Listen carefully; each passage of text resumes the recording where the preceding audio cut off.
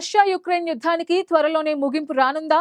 Ukraine అధ్యక్షుడితో చర్చలు జరిపేందుకు Putin అంగీకరించారా అంటే అవుననే సమాధానం వినిపిస్తోంది. ఇప్పటికే ఈ అంశంపై అమెరికా అధ్యక్షుడు డొనాల్డ్ ట్రంప్ కూడా ప్రకటన చేయడంతో త్వరలోనే యుక్రెయిన్ సంక్షోభానికి తెరపడనున్నట్టు తెలుస్తోంది.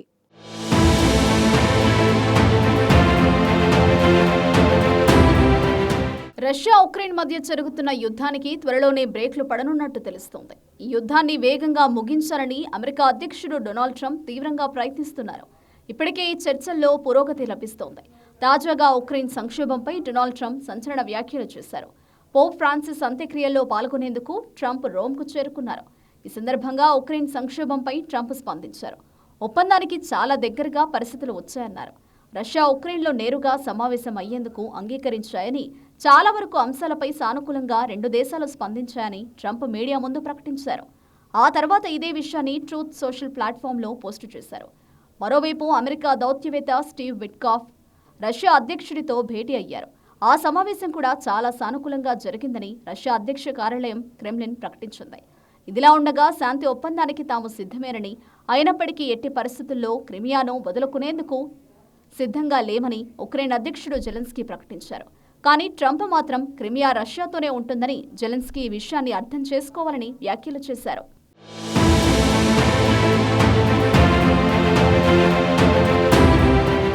క్రిమియాను తాము వదులుకోమని జెలెన్స్కీ చెప్పడంపై ట్రంప్ ఆగ్రహం వ్యక్తం చేస్తున్నారు. శాంతి ఒప్పందంలో భాగంగా క్రిమియాను రష్యాకు అప్పగించే విషయంలో వెనక్కి తగ్గకుండా రష్యా ఉక్రెయిన్ యుద్ధాన్ని జెలెన్స్కీ పొడిగిస్తున్నారని మండిపడ్డారు. ఉక్రెయిన్ భూభాగాన్ని రష్యాకు అప్పగించే ఆలోచనను తోసిపుచ్చిన జెలెన్స్కీ మాట్లాడడానికి ఏమీ లేదు, ఇది మా భూమి, ఉక్రెయిన్ ప్రజల భూమి అని ఉద్ఘాటించారు. ఆ వ్యాఖ్యలపై స్పందించిన ట్రంప్ ఈ ప్రకటన రష్యాతో శాంతి చర్చలకు చాలా హానికరమన్నారు. ఇది చర్చనీయాంశం కూడా కాదని ట్రంప్ ట్రూత్ సోషల్లో పోస్టు చేశారు.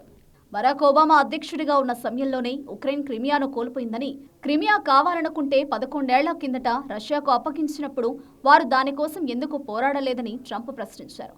ఇదిలా ఉండగా ట్రంప్కు అత్యంత నమ్మకస్తుడు అమెరికా బిలియనియర్ అయిన స్టీవ్ విట్కాఫ్ ఈ శాంతి చర్చలకు మధ్యవర్తిగా వ్యవహరిస్తున్నారు. స్వయంగా ట్రంప్ ఆయన్ను మధ్యవర్తిత్వం కోసం ఉపయోగిస్తున్నారు. అయితే విట్కాఫ్ మాత్రం ఉక్రెయిన్ను రెచ్చగొట్టేలా తరచూ వ్యాఖ్యలు చేస్తున్నారు. చర్చలో పురోగతి లేకుంటే తాను మధ్యవర్తిత్వం నుంచి తప్పుకుంటానంటూ ట్రంప్ గత కొంతకాలంగా చెబుతున్నారు. అమెరికా అధ్యక్షుడిగా ఆయనకు చాలా బాధ్యతలున్నాయని, ఈ సాగదీత వ్యవహారం ఇలాగే కొనసాగితే పెద్దన పాత్ర నుంచి ఆయన తప్పుకుంటారని వైట్ హౌస్ వర్గాలు కూడా తెలిపాయి. దీంతో చర్చలకు తాము సిద్ధమేనంటూ అటు రష్యా ఇటు ఉక్రెయిన్ ప్రకటించాయి. ట్రంప్ తప్పుకుంటారని చెప్పడంతో వెంటనే ఈ రెండు దేశాలు చర్చకు అంగీకరించడం గమనార్హం.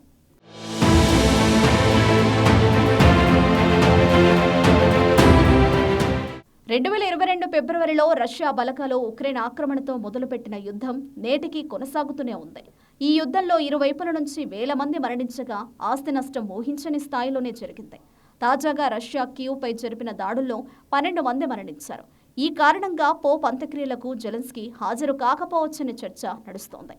మరోవైపు విట్కాఫ్తో పుతిన్ చర్చ జరగడానికి కొన్ని గంటల ముందే మాస్కో శివారులో కారు బాంబు దాడి జరిగింది. ఈ దాడిలో రష్యా జనరల్ యరోస్లావ్ మోస్కాలిక్ కన్నుమూశారు. అయితే ఇది ఉక్రెయిన్ పనేనని రష్యా ఆరోపిస్తుండగా కీవ్ వర్గాల నుంచి ఎలాంటి స్పందన రాలేదు.